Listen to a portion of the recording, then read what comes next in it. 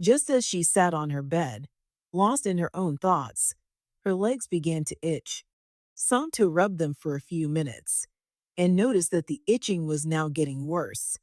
She took an ointment and applied it on her legs, relieving the itch. Later that night, she woke up to realize that her legs had now transformed into that of a goat. Once upon a time, in a very small village, lived a poor beggar who sat on the lonely path that led to the village stream. He was blind and popularly known as Aya, the village beggar. Whenever the villagers walked past him, they dropped some money in his money bowl. Everyone knew Aya, and the people were so generous to him. Some even made it a duty to provide food for him, and Aya was so grateful to them for their generosity. However, no one knew where Aya had come from, or if he was an indigene of their village. All they knew was that he was a blind beggar who sat close to the village stream. One evening, a girl named Samto was returning home from the stream when she came across Aya laying by the corner of the bush, asleep. She looked into his money bowl and saw some money. Samto snuck quietly towards Aya and stole his money bowl, ensuring not to make a sound. As he was about leaving with the money, Aya disappeared before her eyes, filling her with so much terror. She stood there frozen and began to plead with Aya to return and take his money, but Aya never returned. Confused as to what to do, Samto threw the money to the ground and ran home like one who was being chased by a ghost. She locked herself up in her room and wondered who Aya was and what he would do to her for stealing from him. Just as she sat on her bed, lost in her own thoughts, her legs began to itch. Santo rubbed them for a few minutes and noticed that the itching was now getting worse. She took an ointment and applied it on her legs, relieving the itch. After a few hours, Santo went to bed, still thinking about Aya and the trouble she might have gotten herself into. Later that night, she woke up to realize that her legs had now transformed into that of a goat. Santo screamed at the top of her voice, waking her father, who came into her room and was confronted by the horrific sight. He opened his eyes in shock as he stared blankly at his daughter's goat legs. How did this happen? Santo's father, Mazi Chakwuka, asked, and Santo, although terrified, told him a completely different story. She narrated that I begged her for some money that evening on her way back from the stream, and when she failed to give him money, he became so agitated and began to cuss at her. Before she knew what was happening, he disappeared before her eyes, leaving her frightened by the bush path. She ran home and went to bed, only to wake up now and realize that her legs have transformed into that of a goat. Mazi Chukwuka flared up in anger and decided to head out the next morning to confront Aya. When he arrived at the spot that they usually sat to beg, he met no one there and waited patiently for hours, hoping that I would show up to beg as he usually did, but I never showed up. This did not look good, as Mazi Chukwuka began to think of what to do. He returned home and met his daughter Samto in so much pain. Her cries pierced through his heart as he rushed her to the hut of his friend Oyukwu, the village healer. Oyukwu had never seen anything like it before and tried all he could to heal the legs, but failed. He advised Mazi Chakwuka to take his daughter to another powerful healer who lived close to the village mountains. They arrived at the healer's hut, and she too was unable to heal her legs. Mazi Chukwuka took his daughter to so many healers, who were all unable to transform his daughter's goat legs. By this time, the news had spread around the village, and the people were so terrified to know that Aya the beggar was the one responsible for the calamity.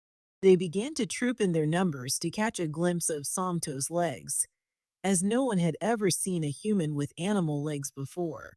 Weeks turned into months, and Samto was now bedridden, as the legs were too painful for her to walk. Her father, on seeing that none of the healers had been able to heal his daughter's legs, decided to pay a visit to a popular seer in the village to see if she could find Aya and tell him where he was. The seer revealed to him that Aya was no ordinary beggar. She said that I came to their village on a mission and was angered by his daughter Samto, who tried to steal from him. Mazi Chukwuka looked shocked to hear this, as he realized that his daughter Samto had lied to him. The seer told him that if nothing was done soon, Samto's entire body would transform into that of a goat. Terrified of the revelation, Mazi Chukwuka asked the seer what he could do, and the seer told him that his daughter Samto had to successfully complete Aya's mission in their village to be able to gain his forgiveness and be free.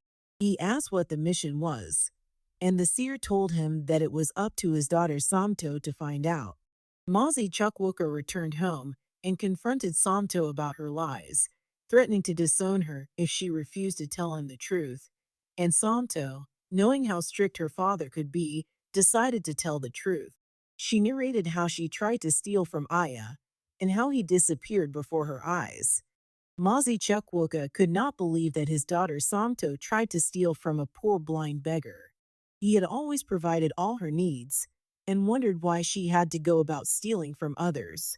This was not the first time that Samto was stealing, but her parents, especially her mother, paid little or no attention to this. A few years ago, a young woman came to their home to see Samto's mother, saying that Samto stole some items from her market stall.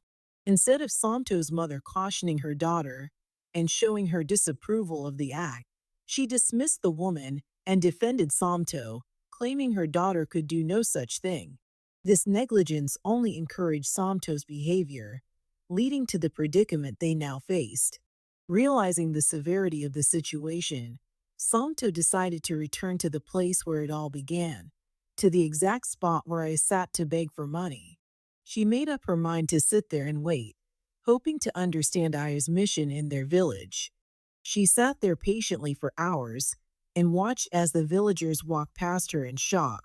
They gossiped and even pointed at her goat legs, wondering what she could have done to be punished in such a miserable way. Does it mean that her family has abandoned her? Some even asked themselves, as they shook their heads in pity and walked past her. Samto sat there for hours, but noticed nothing unusual. After a few hours, when it was almost getting dark, she returned home and could not help but remember how the villagers treated her. And this moved her to tears, as she dreaded returning back there the next day. However, knowing that this was the only way that she would secure her freedom, she returned the next day, not minding what the people had to say. As she sat there all alone, two girls from the village approached her and began to mock her goat legs. They told her how ridiculous she looked, and even went further to bleat like a goat as they laughed out loud and walked away. This broke Samto, who cried her eyes out and wished that she could disappear. The next day, however, despite all that had happened, Samto still showed up at the spot again. She paid no mind to the villagers or what they had to say. A few hours later, heavy rain began to fall, and Samto made her way to a small hut close to the village stream to seek shelter from the rain. To her greatest surprise, she met a very old woman who lived alone in the hut. Samto had always seen the hut whenever she went to the stream to fetch some water, but never knew that someone lived in it because it looked deserted. She approached the old woman and noticed that she was sick. So, Samto decided to take good care of her by tidying up her hut and preparing a meal for her to eat. The old woman was so grateful to Samto and thanked her for her kindness. Once the rain subsided, Samto returned home, happy to have helped the helpless woman. The next morning, Samto returned to her usual spot again. She sat there for hours and saw a young boy who was heading to the stream to fetch some water. He looked so sad and distressed, and Samto could not help but ask what the problem was. "Is everything okay with you?" she asked the little boy, who burst out in tears in front of her. Samto felt sorry for him and pressed to know what the problem was. The little boy narrated to her how he was suffering in the hands of his stepmother. His father died a few years ago, leaving him all alone with his wicked stepmother, who hated him so much and poured out her frustration on him. His stepmother blamed him for the death of his father, and did everything to make his life miserable. Santo then went on to ask about his mother, and the little boy revealed to her that his mother abandoned him with his father after he was born. Santo's heart was so heavy to hear this. She comforted the boy and promised to help him in any way that she could. She gave him some food to eat, and the young boy was so delighted to finally eat some food after days of being starved. Once he was done eating, Samto promised to find a permanent solution to his problem. She also promised to bring him food every day, and the young boy was so delighted and thanked her for her kindness.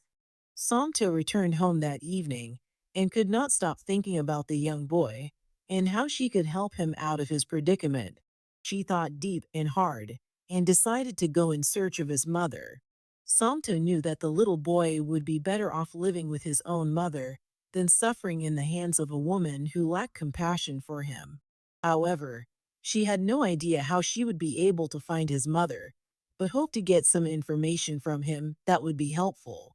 The next morning, the little boy stopped by again, and Santa asked if he knew any detail about his mother, and the boy gave her a bracelet that his mother wore on his wrist before she left.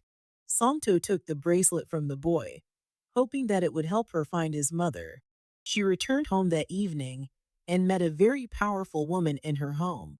Her father, Mazi Chukwuka, had traveled to a distant village to bring the powerful woman to see if she would be able to break the curse that was placed on his daughter. The woman, on sighting Samto, revealed that she had the power to reverse the curse. She told Samto to stretch forth her hand, and immediately Samto stretched her hand towards her. The woman froze in shock. "Where did you get this from?" she asked Samto, as she pointed towards the bracelet on her hand. Samto looked at her confused and said that she got it from a little boy who lived in their village.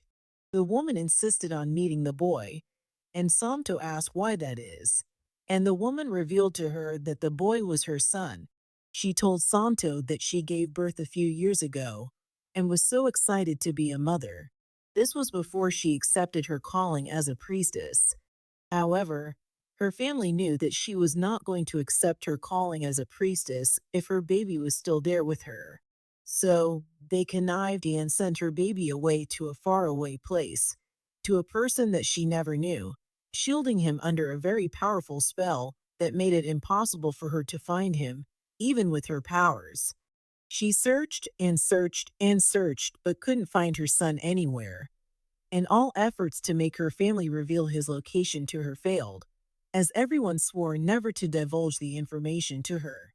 She told Santo that immediately she gave birth to her son, she wore him the special bracelet on his wrist, and Santo could not believe her ears, as she took the powerful woman to the hut where the little boy lived with his stepmother. When they arrived, they heard a loud scream and noticed that his wicked stepmother was beating him up mercilessly. This angered his mother, the powerful woman, who stormed the hut and turned the wicked woman into a goat. Immediately, the wicked woman transformed into a goat. Samto realized that her legs returned back to normal. The curse had been reversed, and Samto could not contain her joy. It was then that Samto realized that saving the little boy was Aya's mission to their village. What she did not know was that Aya was the spirit of the boy's father, who had been watching over him all the while, hoping to find someone who would help his son out of his predicament. Samto, now free from the curse, watched as the priestess embraced her son for the very first time. Her heart was so full of joy for being able to play a part in reuniting the little boy with his mother. The priestess thanked Santo for leading her to her son, as she headed out of the village happily with him. Santo returned home delighted at how everything played out. Her heart was gladdened to know that the little boy's suffering was finally over. She also learned her lesson, never to steal again, and from that day on, she changed and became a better version of herself. The lesson to be learnt from this story is that every action has its consequences. Never take that which belongs to another, because the repercussions may be severe and unexpected. Failing to address bad behavior can lead to severe consequences. Therefore, It is important to guide and correct those that we care about to prevent them from falling into greater trouble. Also, keep in mind that honesty and integrity are crucial virtues that must be upheld at all times. We should also learn to be truthful and take responsibility for our actions, because lying and deceit can lead us into greater trouble and suffering. I hope you enjoyed the story.